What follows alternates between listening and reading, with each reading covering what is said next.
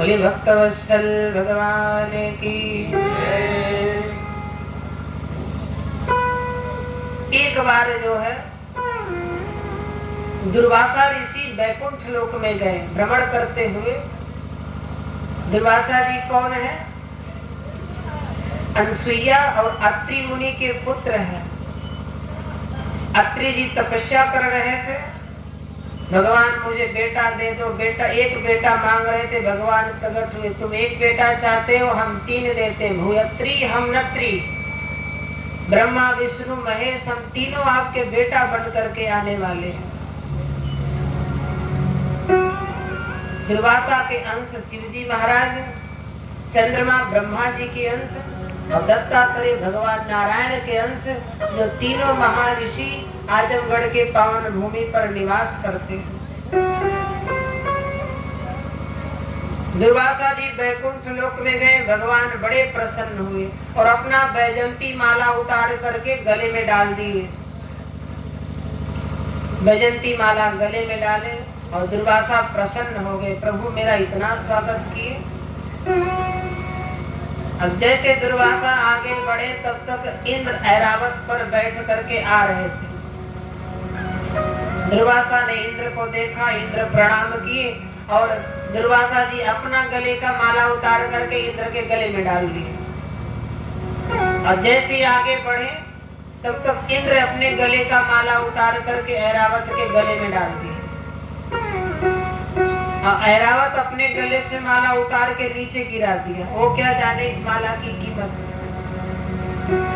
और जब नीचे गिरा दिया और नीचे गिरा के पैर के तले कुचल दिया। दुर्वासा जी बोले जरा पीछे मुड़कर तो देखो इंद्र के गले में माला कैसा लग रहा है। जैसे पीछे मुड़कर देखे तो माला नीचे पड़ा है, पैर के हाथी के नीचे। अब दुर्वासा जी को क्रोध आया, इंद्र भगवान के बैजंती माला का इतना बड़ा अपमान, जाओ मेरा श्राप है। बहुत हाथी पर घूमते फिरते रहते हो अभिमान में, तुम सारे देव की बहुमूल्य वस्तुएं समुद्र में विलीन हो जाए शीघ्र ही। इतना कहते ही महाराज सारे देव जन की वस्तुएं सब सागर में समाहित हो गई। नारायण की लक्ष्मी, इंद्र के ऐरावत, शिव के चंद्र इत्यादि सब सागर में समाहित हो गए। हाहाकार मच गया, अंधेरा हो गया।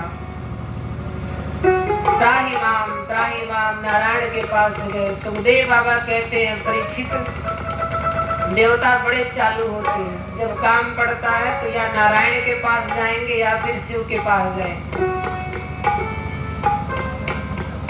नारायण लेकर के पहुंचे भोले बाबा के पास। हे महादेव, इसका एक ही समाधान है, समुद्र मंथन होना चाहिए।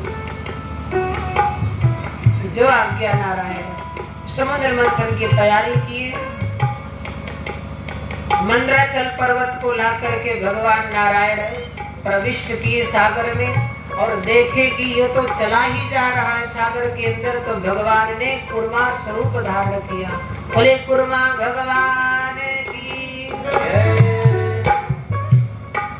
और देखो जब भगवान कुर्मा स्वरूप धारण किए थे, जितनी मक्ष रानियां थी सागर के अंदर, कच्छ रानियां, गंधर्व रानियां इत्यादि रानियां, सभी रानियों ने प्रभु का स्वरूप देख करके विस्मित हो गई और सबने ये कल्पना की कि हे प्रभु, हमें भी आपके जैसा ही पति प्राप्त हो, अथापि आप ही हमें प्राप्त हो।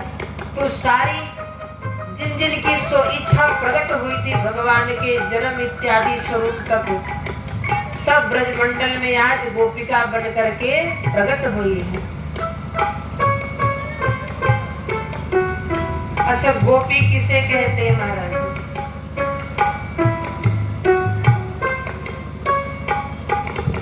गोपी वही है